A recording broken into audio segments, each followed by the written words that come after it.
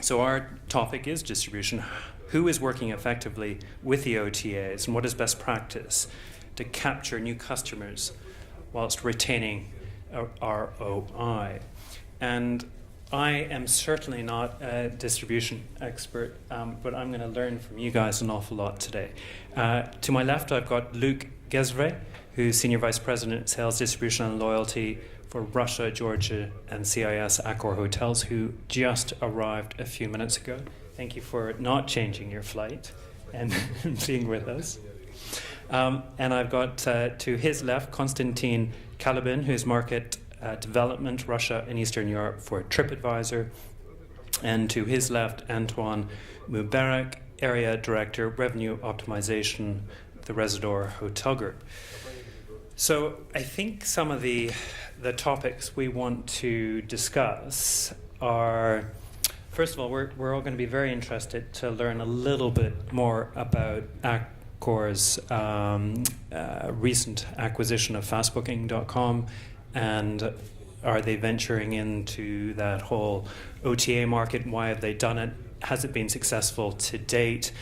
We want to look at Tripadvisor, the reviews.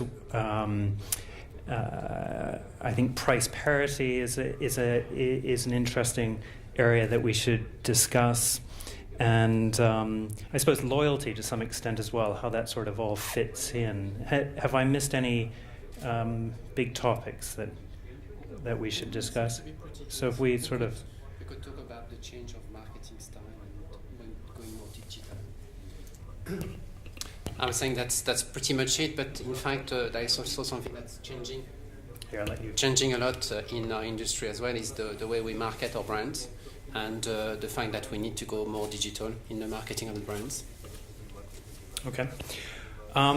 So, Luc, can you just explain this whole development into acquiring fastbooking.com and what it means to AccorHotels and what it means to the industry? I mean, it'd be interesting to get Antoine's view on, whether they're going to do the same. Will the industry follow suit with what you're doing? And also, how does that work with the independent hotels that are currently on the system? But anyway, maybe you can just give some background as to your recent acquisition.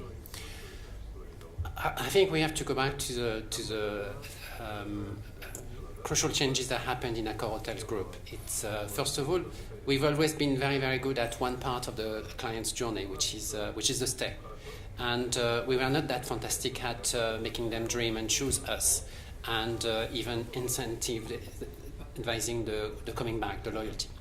And the group, AccorHotels Group, took a turn and decided to be more involved in the complete journey of the client. And it was making sense in the way that we had to prepare much better and to put out on the market in a more efficient and sophisticated way the brands that we have. So AccorHotels decided to acquire fast booking, but that was part of the strategy anyway to bring additional service to the hotels and to the client. And the project we have going on at the moment, which is called Marketplace, which is in fact to extend our distribution process and system to independent hotels, is a very selected type of hotels and destinations, is there to provide a wider inventory to the clients and to have a complementary inventory where we wouldn't be able, for instance, to develop our own brands. But those hotels will have to match a client experience and some minimum standards that we have set. That's actually working quite fine, actually. We have already the pilot phase in the UK, and there is more than 500 independent hotels registered. So that is actually a pretty good rollout, actually. So 5,000 hotels? No, in the test 500. 500? Yes. after that, how many hotels are we going to have in the inventory? It's a different matter. It depends very much on the destinations and whether the people are. We find the right hotels who are qualifying to get into the scheme. In fact. But hold on, Fast Booking must have had. How many hotels did they have on their system when you acquired it? No, but actually I was not talking about the number of hotels in Fast Booking clientele database because I wouldn't give you that number.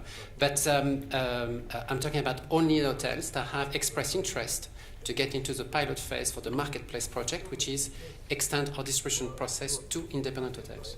Fast Booking has a lot of different clients. Fast Booking is not just that. Fast Booking has a revenue management process that is giving to its clients. Fast Booking is producing some web technique service and websites, but it has a lot of clients, much more than that. But that doesn't mean that because you are a Fast Booking client, you will become an AccorHotels distributed hotel.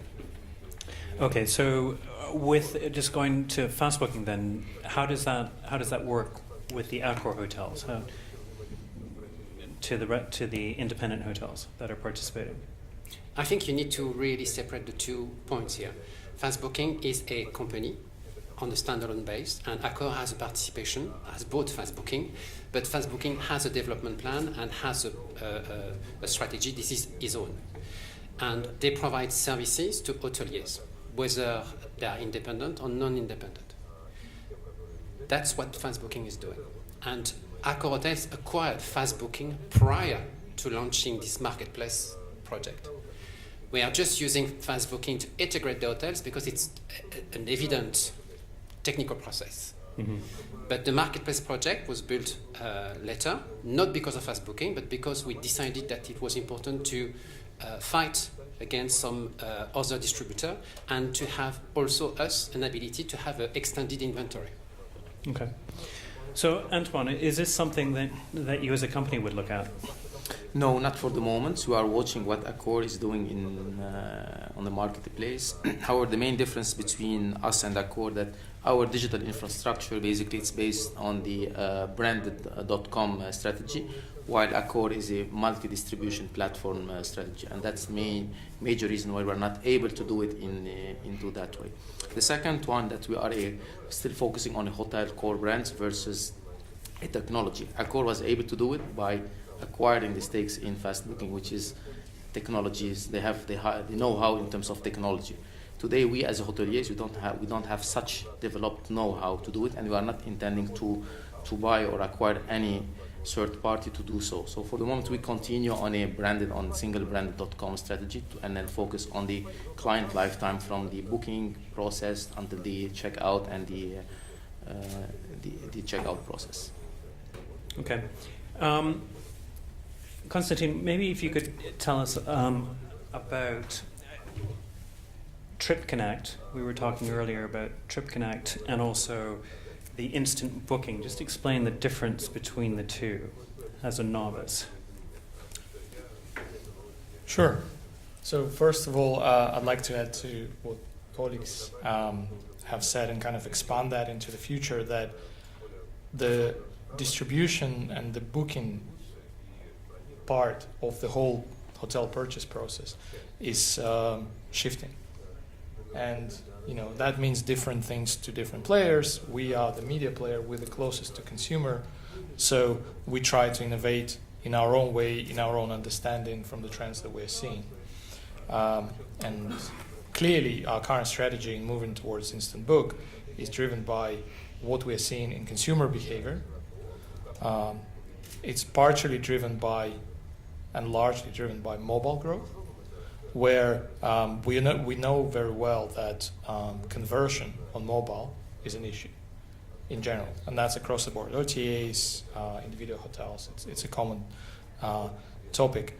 And the second thing, and it's something that I think as distribution managers at hotels have to be thinking about, is there's not as much space on mobile screen for a user as it is on a desktop screen.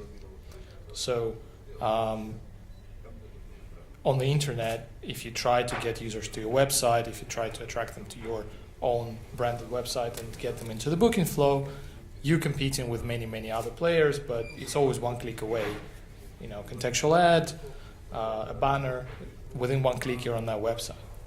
What's happening on mobile is much, much more difficult because those ads are not as efficient, and Google knows that, and Yandex knows that, and they share this data quite often. But also, users are a lot more engaged with apps, and installing an app is a barrier. So, and what the competition is really happening for that piece of the screen that the user has, and how many apps will user have for hotel booking, right? For large chains, if he's a loyalty member, maybe he will have his favorite chain as an app. But generally, this situation where you can only, as a user, have 2-3 apps maximum, and you will be using 1 or 2 at most, and on a regular basis, that creates a situation where an app which has advantage in inventory across the multiple destinations, because obviously these are travelers, so they need global coverage, will have an advantage. And this is where our core strategy has quite a good play in that space. But ultimately, this is a very, very tough game. And Tripadvisor is on many mobile apps right now. It has 215 million app installs. So it's consistently the most popular app in different app stores, both Apple and Google.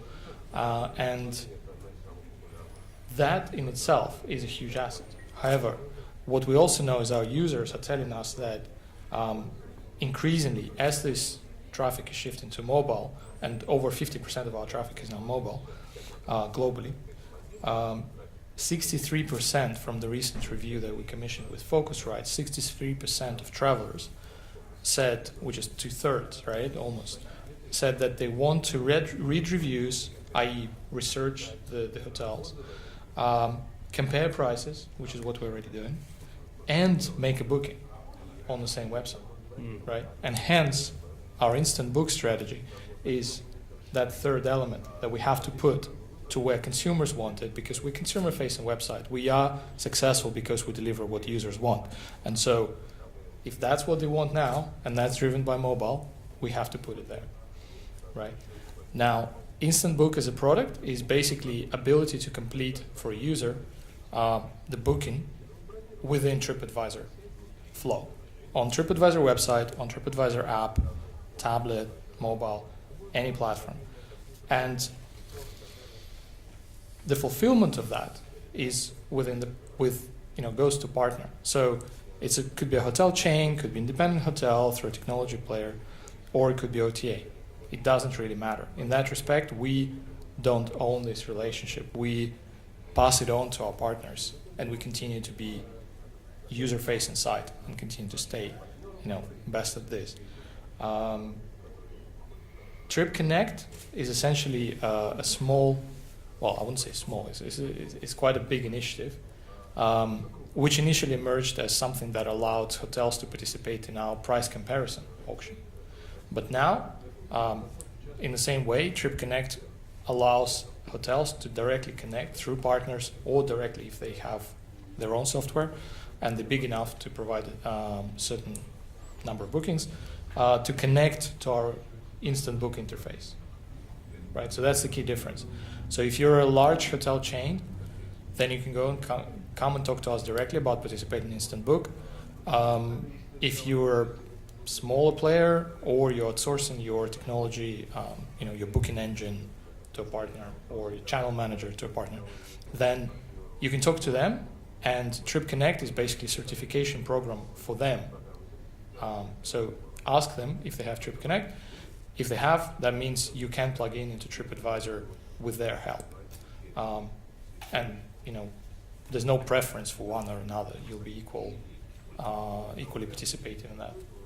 Okay. So, Luke, are you on instant booking? Yes, we do participate, but we'll be participating in many programs with TripAdvisor and other distributors in that way. But for hotel industry, it's not it is a modernization of the third-party bookers. I know that there is a lot of talks about OLTAs and the meta search and so on, but at the end of the day, we've always done business with third-party bookers. We've always have. and that's just something that we need to adapt and do differently. However, and what Konstantin was saying is quite interesting, because it is the same for us hoteliers. It's all this mobile traffic that we're trying to secure and to attract. It's true that what is quite important for us as well is to make sure that our app is a chosen app, preferred app for the travelers. This is why, for instance, Accor, not only do we have a mono platform for booking, which is AccorHotels.com, but we developed a big app. And that big app is not just for booking hotels, it's actually the ambition of becoming the best travel companion that you can get. The best one? Travel companion. Okay. And therefore you have there all the facilities and information that you could expect from almost travel agent, from city guide, travel guides, and so on. And as you didn't mention, but we did acquire, and even before we acquired the fast booking, Wipolo, which is what was at the time a startup, which is an assistance for your traveling with all your boarding cards and your itinerary, and that's also built into the big app, which gives a really good assistance to the client. So our big app is effectively, like Konstantin was saying for Tripadvisor, we are developing it to be more than just a booking path, but really to become the travel companion of choice for the mobile user. So that's where you compete with Tripadvisor then, because obviously that's what Tripadvisor is about as well. To be honest with you, Jonathan, we compete with everybody that has a big app. Yeah. No, it's true. Everyone that has an app trying to attract travelers, so we are all competing the same way. Yeah. Yes. So the real issue here is trying to get stickiness, isn't it? Trying to get people to use your app as mobile technology continues to expand and people are using it for booking. I wouldn't. You're right, but I wouldn't say that's ultimately the point. The point is to be sexy. The point is to attract people. The point is to be relevant to the people. Mm-hmm. The app is one way of doing it, but realistically, what AccorHotels has launched is through the digital plan launch. It's 250 million euro, but it's not just the technology. We've passed that. The technology we're using today wasn't existing 5 years ago, and the technology we will use for our clients doesn't exist for the next 5 years. So we passed that. It's more of a culture change for us in the group, because we do realize that the client of tomorrow will want to have a hotel experience and a booking experience and a coming back experience completely different. And that's a cultural change for us. But of course, if they don't, then they're not going to use your booking system to book their hotels, and consequently commission. It's an expensive booking. So you want to draw people into your booking system. Yeah, of course we do. For economic reasons, we have a better ROI if we attract the client directly, for sure. But that technology, you see, on the standalone doesn't exist itself. Our clients today, they want to have website reviews. Mm-hmm. They want to share. They want to have a collaborative approach. They want to know what other users are thinking. And we recognized that a long time ago. We put a Tripadvisor guest comment on our website long time ago. I think you were one of the first to do that, weren't you? Yes. Yeah. So we're not shy, and we're not really scared of the changes. We just have to keep up with the changes. Yeah, but Antoine, just in terms of moving in this direction, what are you doing to compete? For Trip Connect, we've been among the first ones to international hotel chains to roll out that as well as globally. So Carlson Hotel Group as well. It's in the US and the UK because it's where it's available for the moment. But again, if talking back to the mobile and the digital experience, if you take into Russia, we have around 16% Focusrite studies we have using the tablets and mobile. We see internally that we have triple-digit growth on mobile bookings. Yes, conversion is still low, but the growth is here. So what we did, we looked into the guest experience and what the guests are looking for. We developed a responsive websites in order to have all the touch points of the guest. From the booking process to the checkout, looking to the facilities in the city, in the hotel, what the customer is looking for, as well integrating the Tripadvisor's reviews to be open as well. And that is our digital experience. We are looking more into the guest experience on that. And as Luke said, of course, we look as well from ROI point of view, and then how we can optimize that in terms of return to the owner. That is the most common.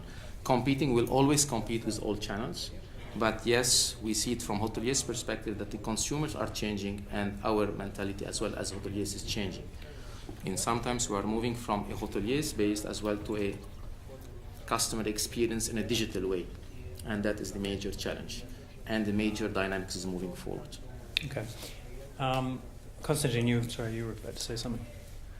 I'd like to just add a few numbers to what the colleague said, that indeed, for a user to make that choice, be it on Tripadvisor website or on the hotel website, they need a lot of information points coinciding just right for them to say, okay, I want to book it now, so the price has to be obvious and right, and hence price comparison and transparency is helpful. Reviews need to confirm their expectation, at least at that point, for them to take their credit card out. The whole process needs to be simple and smooth. These are obvious things, but one of the areas where we can help is that review element, where we have more reviews than anyone else out there. And from that perspective, we've seen that hotels which work with us on review collection initiatives, where they display our reviews or they help in collecting reviews through Tripadvisor platforms. We have special platforms for that. It's called Review Collection Platform.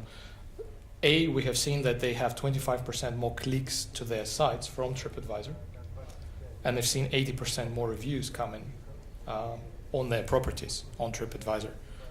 So these are significant numbers. Like, one of the examples is that kind of offline initiatives where we are becoming more integrative, where hotels can put this in their rooms or reception desks, and Russia was one of the first countries we pioneered that in, and that had similar effects, very similar to the numbers I've just said, which were based on online only review platform. So this is where we cooperate with hotel chains, and it's mutually beneficial for us to work together. The second thing I wanted to comment on is the mobile use case is different to desktop use case. And in our stats, we even combine tablet and desktop together because they're so similar. So when we say mobile, we only mean smartphones, right? Okay. And from that perspective, from our research and from analysis of our users, because we do well on both, but users use Tripadvisor differently to a significant degree. And hotel booking, again, if we talk specifically about hotel booking, is very different. When users are in destination, they usually start looking for hotels either if they change plans or if they're not happy with the current hotel, which is very interesting. We've seen correlation where users write a bad review and then they start looking for another hotel, or they look for another hotel and then they write bad review of the existing hotel within the day or so. So it's very interesting that, and this is where being very locally specific matters. So hotels can capture these users right there, right then, when they go looking for, another hotel in destination, and they're less price sensitive because they're already there, right? So they don't have much time to shop around. Where before they have this time to price compare, go to OTAs, read these reviews, read that reviews, view pictures. So it's much more engaged usually on desktop, but then conversion is much more sort of out in time. Right. This process is much longer, and therefore there are more opportunities for competitors to intercept it or, just drop down altogether. We use as well Trip Connect as a way to control back part of our distribution channel as well. So it's not competitor, but as well as helping in a way the hoteliers to gain back the distribution versus the OTAs. That is as well has a relatively good impact on the business and the profitability. So from our side, from Rezidor, we looked on the business as it is. What is your best business is getting incremental revenue, incremental profit, and how to control that as well, in order not to dilute the revenue and the profitability. So it's additional revenue profitable to our hotels. Okay. Just on the reviews, is the industry getting better at responding to reviews and dealing with those reviews? And also, I bring up, I don't know if you saw the article in the Sunday Times this weekend, and I'm surprised it's still, I suppose this is a one-off, but it talks about fake reviewers go to town with Tripadvisor, and this is on the 5th page of the Sunday Times, talking about, you're still getting these reviews going out that aren't accurate. So is that a concern? I mean, I suppose it's something you're dealing with on a... Absolutely. So one thing I would mention here is that how many articles do you know about fake reviews on any other website in the press? So we take that type of articles as a sign that our reviews do matter so much, right? That on rare occasions when things like this happen and slip through the net, it explodes in the media, right? So from that perspective, it also means that because these things, they do happen from time to time, but they happen quite rarely, and every one of them becomes a news item, right? So we only have single of them, just a handful over the course of the year. But from that perspective, I worked in that industry quite a bit, and I have never seen a company that takes user reviews so seriously as Tripadvisor. So on the back end, so where the way the process is organized is as sophisticated as banks have for credit card fraud, right? And does it mean that credit card fraud does not happen? No, it still happens. But the way it's being caught and the percentage that actually gets through is amazingly low. And from that perspective, we have over 100 people looking at reviews every day. We have 160 items of content going through every minute through our servers. So you can imagine the level of effort that is needed just to police that, to monitor that. And I suppose you're monitoring those fake reviews as well, aren't you? If it comes from the same sort of individuals or...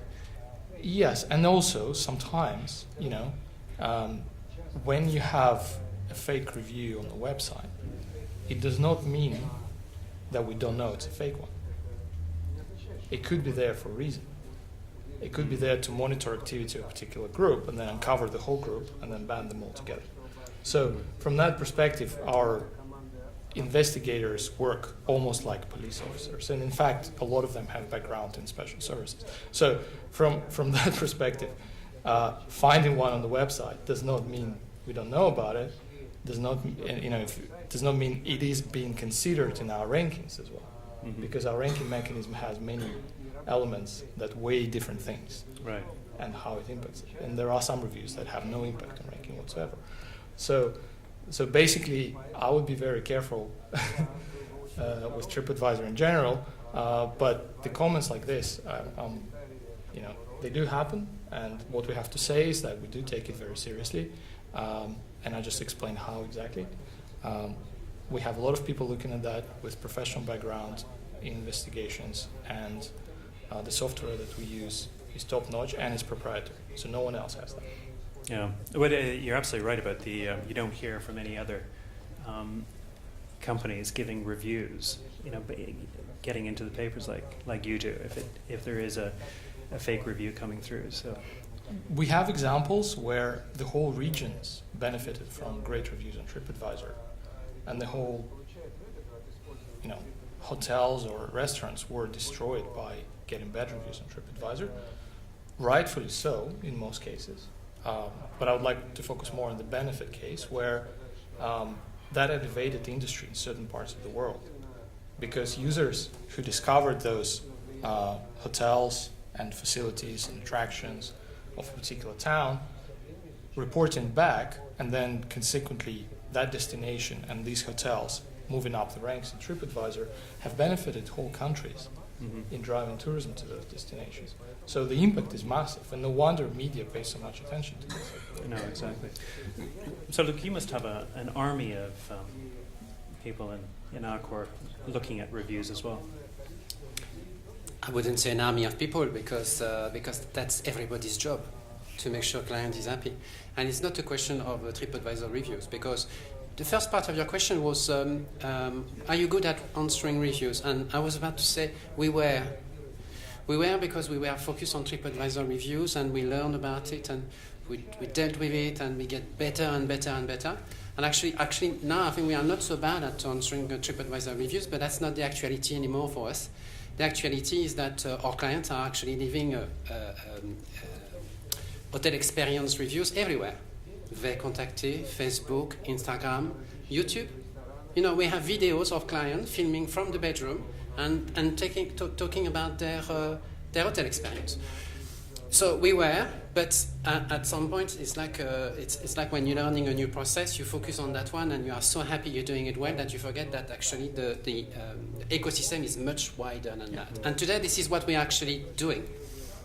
I'm not trying to say that we're not answering Tripadvisor reviews at all, of course. We do. And we do pay great attention to this. But what we're trying to do is to show that one tree shouldn't hide the forest, you know. At the end of the day, working with Tripadvisor reviews and answering the guests and engaging the guests is a good thing.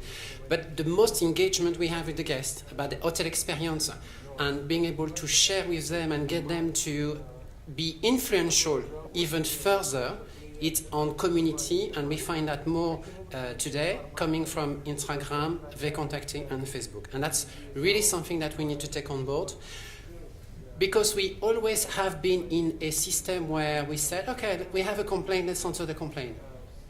When actually today that's not the point anymore. Of course we have to do this, but we certainly also have to react and engage massively on positive reviews.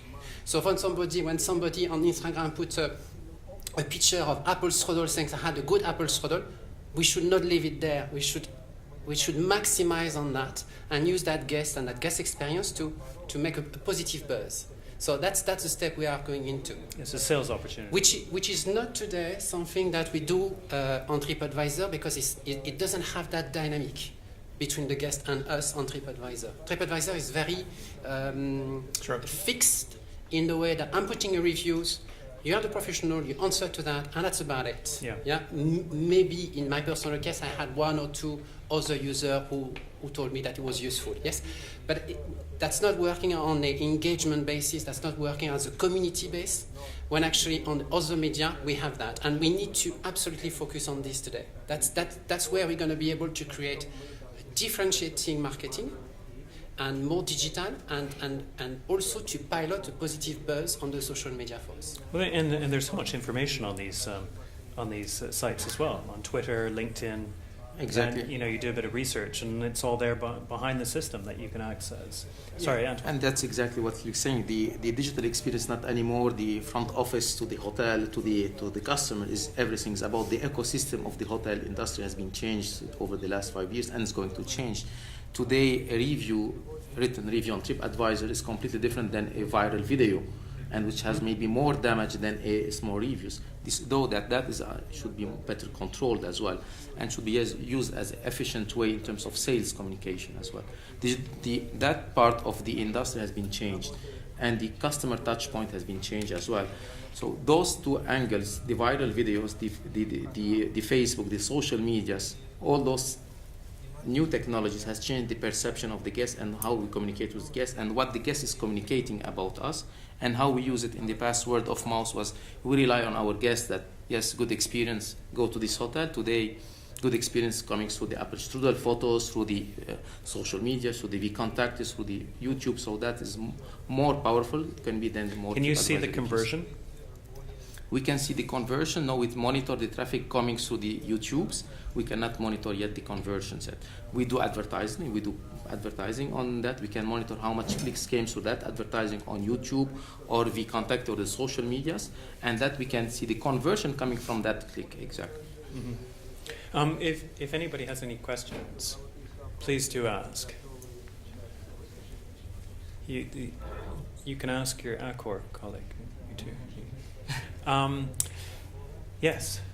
Question over here. Actually, I do have a question. I'm an EHL student, and I had the pleasure of meeting with Sebastian Bezan when he came to our school to talk. And he was talking about, very nonchalantly, about the quite bureaucratic ways of Accor and the way it's tackling with the changes. But my question is a bit specific to the trend where people are obviously booking now with less with laptops and more so with tablets and phones. But my question is, in terms of competing, not so much more for the large corporations, not so much for the small ones, because and disregarding the OTAs eating into your profits, more so in competing for market share. Does it represent a competitive advantage or a risk in a large corporation when you're competing for the market share that you can vertically integrate like you have with it was fast booking? Does that represent an advantage for you when you have financial means, or is this trend a threat to you? I would tend to say that as soon as you have financial means, it's always an advantage, because you can try and test different things. Today, acquiring fast booking and Wipolo, for example, was very much into the strategy of Sébastien Bazin for the whole AccorHotels group, which is to become just more part of the guest journey. As I was saying at the beginning, we were very, very good at the stay part, but very, very weak at any other part, whether it was the evidence of the booking and things like that. And acquiring fast booking, first of all, and Wipolo, for example, brought two things to us. First of all, Wipolo was a startup and fast booking also. And therefore, compared to the very, I don't know how Sébastien Bazin put it, but bureaucratic or very heavy administrative group that we are still in the process of changing, he brought some fresh air and some novelty to us and ability for us to see that we can do things differently. That's the first element. Secondly, is that sometimes when you want to brought innovation into the process, when you are so set in your ways, you cannot do it. You are stuck in your process.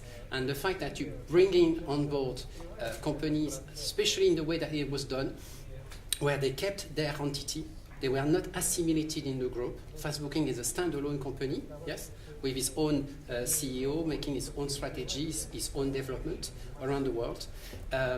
You move faster and you develop faster the technology. And that's what Fast Booking is doing for us, is helping us to develop faster.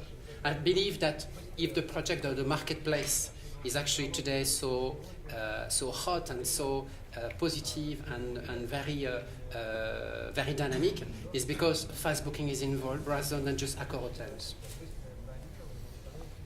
Okay, great. Just quickly on price parity, because in some countries it's a legal requirement, isn't it, to have price parity? I think in the States, whereas in Europe there isn't price parity, or in some countries. Antoine, what? Because I mean, obviously, you want to provide the best deal you possibly can and the best experience on your website for a booking. What how is that price parity? Just perhaps. Well, today in Rezidor we offer the best online rate guarantee policy that the customers find the cheapest rate available on the .com, on the branded website. The parity issue came recently with basically Accor doing a lot of noise in France, and they were right, that moving the industry as well at the forefront. And then we saw what the France court ruling has been issued, and then we'll go with HRS in Germany, and then in Italy and in Nordics. So we are on today we have to respect the current agreement we do have with our partners. We offer price parity across the channels, and we'll continue to do so for the moment. And we'll see what will take any steps further. We keep rate parity because that's impact as well the profitability of the business, and where we see we keep the interest for the owners. We can differentiate it by channel. We can differentiate it. We have the possibility to differentiate it by loyalty members. We can offer more advantage to loyalty members if they book directly to our website, that they have some benefits. We do so as well. But today, overall, we keep rate parity across all channels, including direct hotel. We do face challenges as well with the traditional tour operator, moving from traditional business to the online business, and that's what we say that we keep it on. We have to look at it as in a more, I would say, balanced way that can bring incremental revenue. In the same way, how do we control it? And that is the major challenge hoteliers are facing. We are tackling that with a global agreement. That the advantage we do have as a global chains, we have global negotiations and global agreements, allowing them not to sell online. But so far, we do respect price parity, and then we keep going on. It must be extremely difficult. I mean, you guys are big companies, so you can deal with all these channels, distribution channels. But as an independent, it must be extremely difficult nowadays to manage these the different opportunities that are out there in terms of distribution, and then at the same time trying to get customers onto their website, onto your website. And I just mentioned, these new tools that are coming out like Tripadvisor, which I suppose might be helpful in terms of trying to get the direct bookings coming through. We do. Luke, go you ahead, wanna? I wouldn't say that it's more difficult for independent than it is for chains.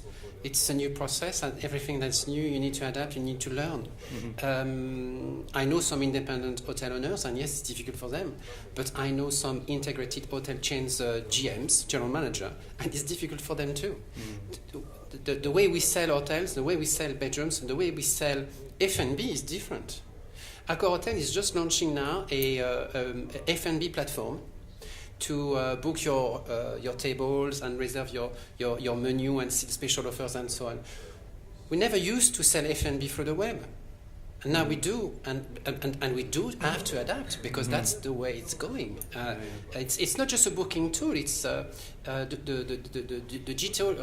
digital. The web is also there to stay alive, to highlight that you exist as a restaurant, as a hotel.